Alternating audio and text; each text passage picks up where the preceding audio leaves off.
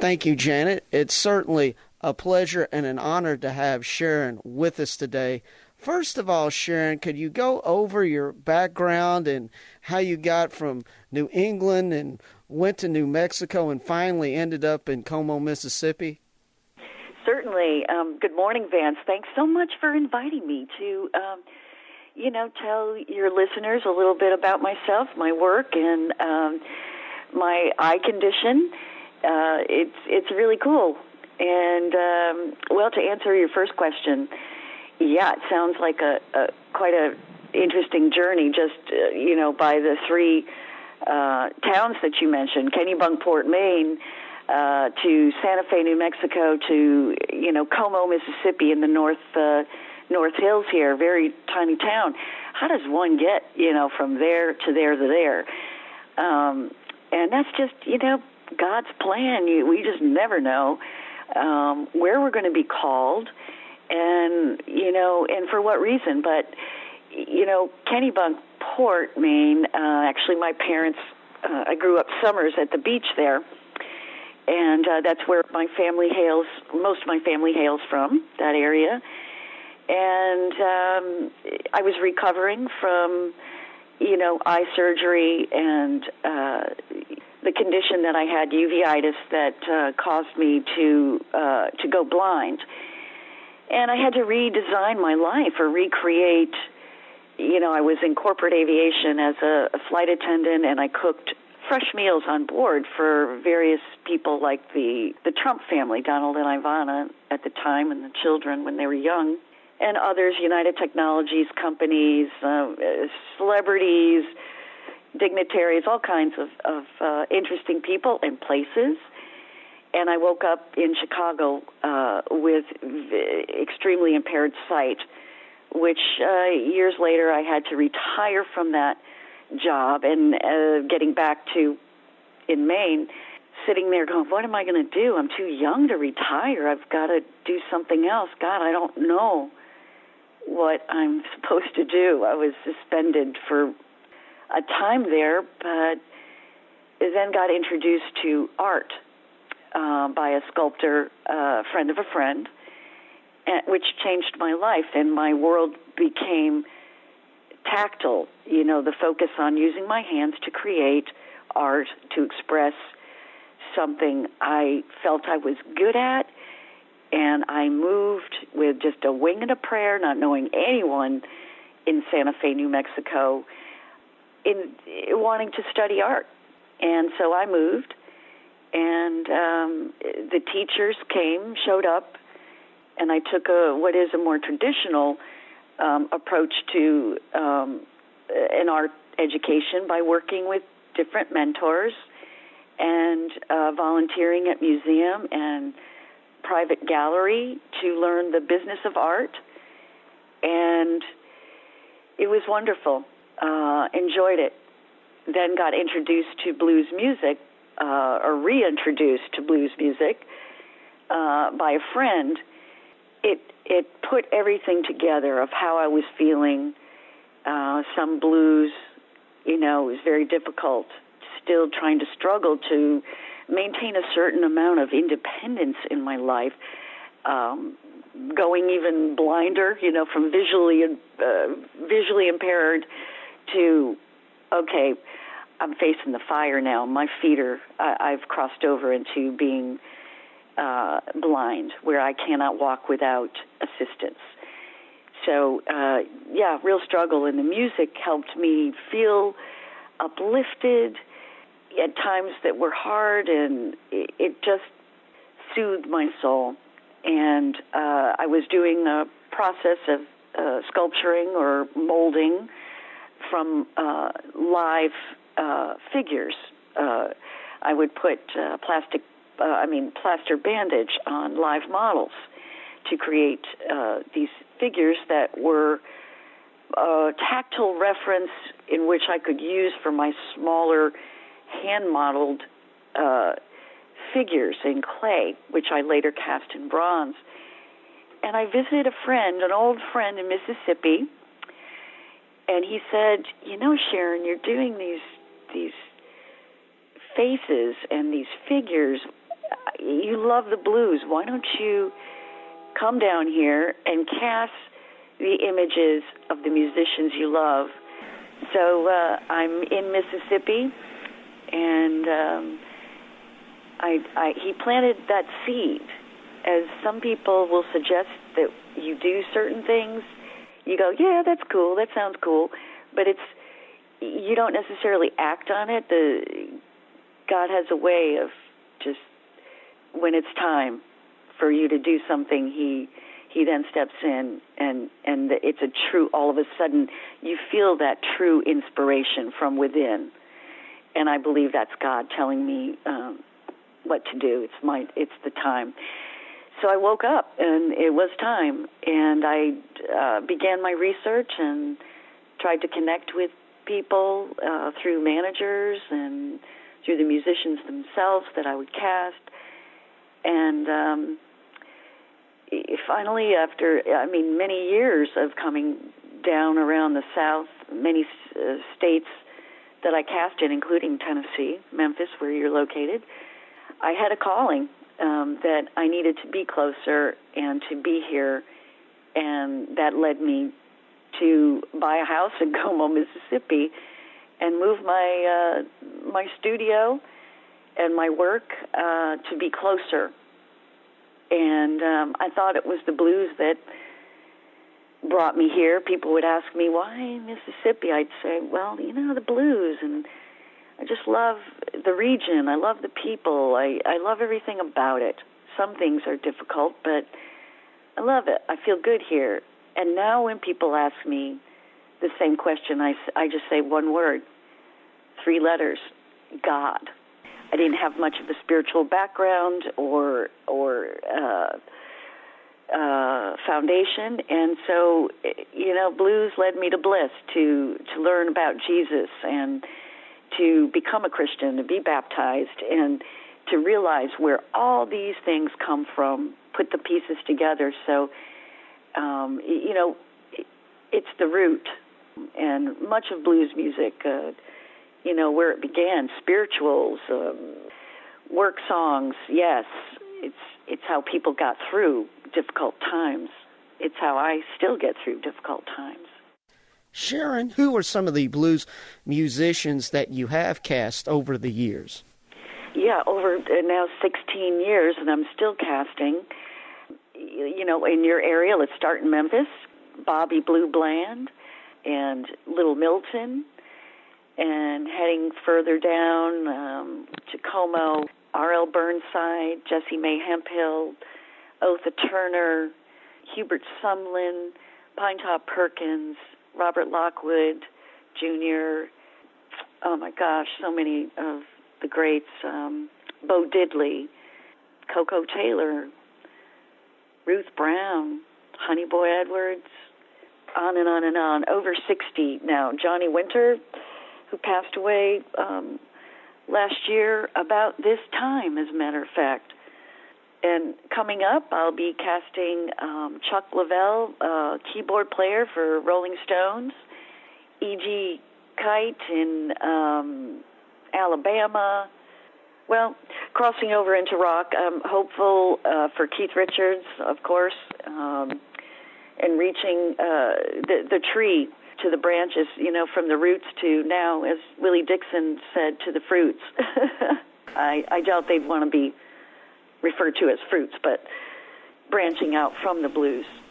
And Sharon, your work has been displayed in Memphis and in many places in Mississippi, as well as places elsewhere in the nation and all over the world. Could you talk about that? The collection has been shown, like you said, all over the South and various parts of the country. I have a U.S. collection that has over 40 pieces that is multimedia exhibit that's traveling all over the country, and one outside the U.S. in France right now traveling, and a smaller museum exhibit through Mid-America Arts Alliance that USA Exhibits handles, that is traveling to smaller, more rural museums so that everyone can access access this collection and access art. It's a real thrill. I have so many different media that's been documented over the 16 years, such as film of me doing the process with various musicians, and shows landscape. There's an audio tour, so that visitors that can't see to read the text on the storyboards, visually impaired, blind, children that can't read at that level yet, or people that are print impaired even, can listen and learn through listening the text and the stories that are on the walls. And the masks are at a certain level, shown at a level where children can access them and touch them. People that are in wheelchair that often can't see art because it's hung too high, or it's just they're looking up the noses of sculptures.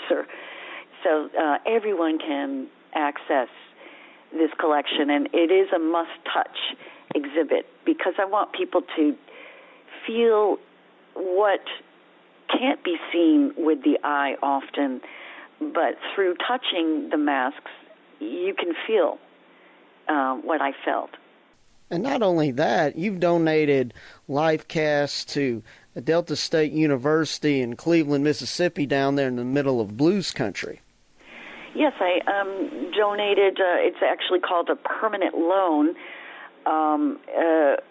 My master copies, which are the original castings that came off of the musician's face, the mold, and then I cast in plaster, and then the mold that was on their face actually is wasted, and we have a positive, like a photograph. I take the negative with my hands and the molding material on the skin, and then make a positive, just like a print in photography would be made. And that particular original is archived, and many of them have hair stuck in them, have Coco Taylor had makeup on, and that is transferred in her mask. And so they're really precious treasures, and they are, at the moment, archived inside what is the education building. It's with the Delta Center for Culture and Learning. And we're considering moving them across the campus, still on the Delta State campus, inside the what will be the new Grammy Museum, Mississippi, in Cleveland, due to open in November. I also gifted a collection to Marie Dixon, and it's on permanent display inside the old Chess Records building in Chicago, which is now Willie Dixon's Blues Heaven Foundation.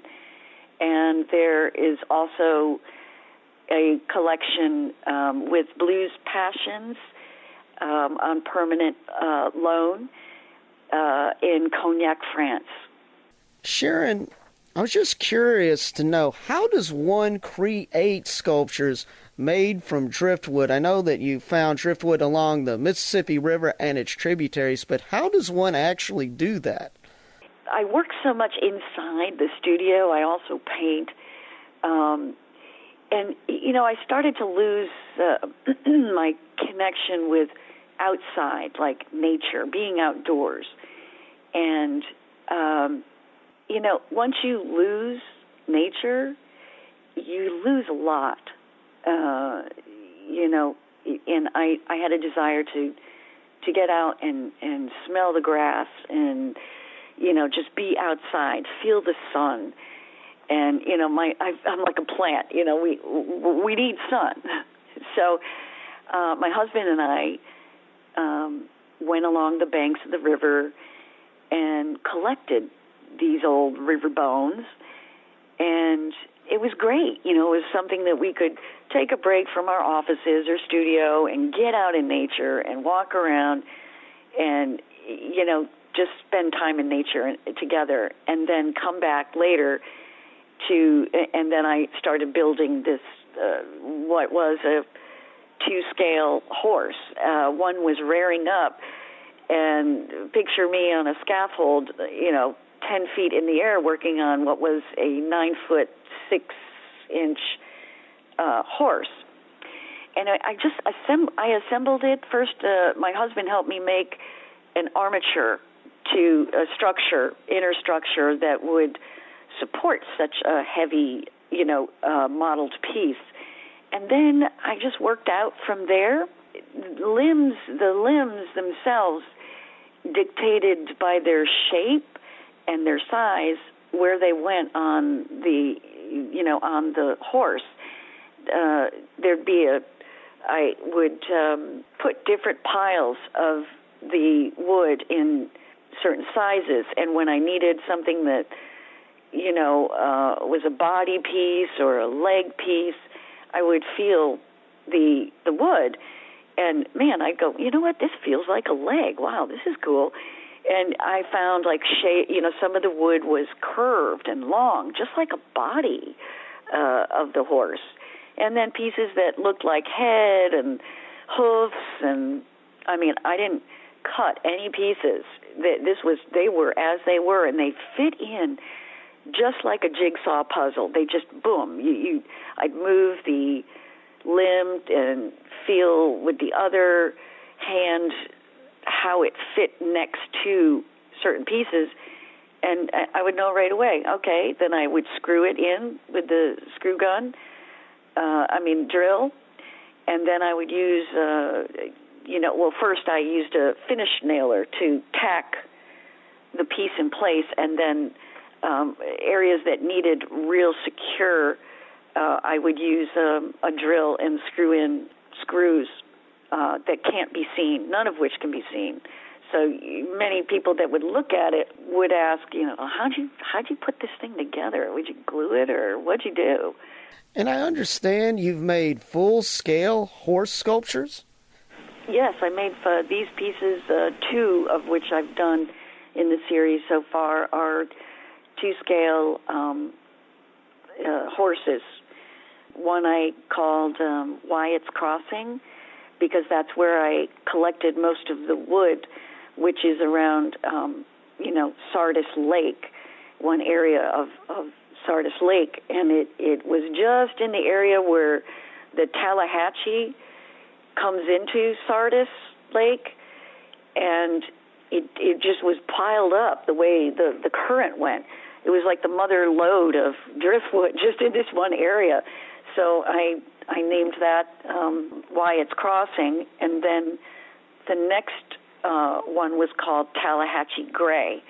Again, because I had collected the majority of the wood from there, and I also had some pieces that I collected, over in Tunica around the River Park and Museum from that big storm we had in 2011, I think it was. A lot of wood came up from, you remember that flood we had down here. It was the biggest since 1927. Oh, I certainly do, yes. Yeah, so I got a lot of wood from that area as well. Sharon, could you talk about the documentary Blind Faith? Yeah, documentary Blind Faith. It was a film crew of 2 guys, David Hughes, who's a filmmaker, lives in New York and is originally from Vicksburg, also has a residence there, and Damian Blaylock, who lives in Ridgeland. Yeah, and Damian is a filmmaker, videographer, and editor for the film. The 2 men became interested in my project in the early 2000s and followed me around and traveled to various places where I would cast for 6 years. We have over 200 plus hours of footage that we've been going through and looking at and still filming, but we're looking for someone to help us, certainly develop the piece into a, long documentary, I think like a 50-minute doc, something like that. And the title of it, Blind Faith, is a blues name that Blind Mississippi Morris up in your area of Memphis, which I also cast a mask of, gave me when we met in 2000 for a casting session. He said, you don't know anything about Mississippi, and you're traveling to all these areas and towns, and he said, man, you must have blind faith. I think I'm going to call you Blind Faith. So that's where that came from. To wrap things up, Sharon, could you tell our listeners what can be found at the website McConnell-DickersonArt.com? Well, you can find information about, me and, resume, such, and artist statements, and a number of pictures of examples of the masks, of the life body, full figures. There's a bronze gallery of some of my hand-modeled smaller works. There's various articles on the project and pictures of musicians. There is a couple of examples of videos, some radio interviews, and hopefully coming up a jukebox of songs, some of my picks of bands that I'd love for people to hear, some that are, international, groups from France that I think I'd like to introduce people that come to the website, music of some of the people I've cast and hope to. So that's still developing as well. And that website, once again, is McConnell-DickersonArt.com. Thank you so much for being with us today. We've been speaking with Sharon McConnell-Dickerson, who is a sculptor, lecturer, speaker, and columnist who's now living in Como, Mississippi, which is 50 miles south of Beale Street here in Memphis. This is Eye on Vision.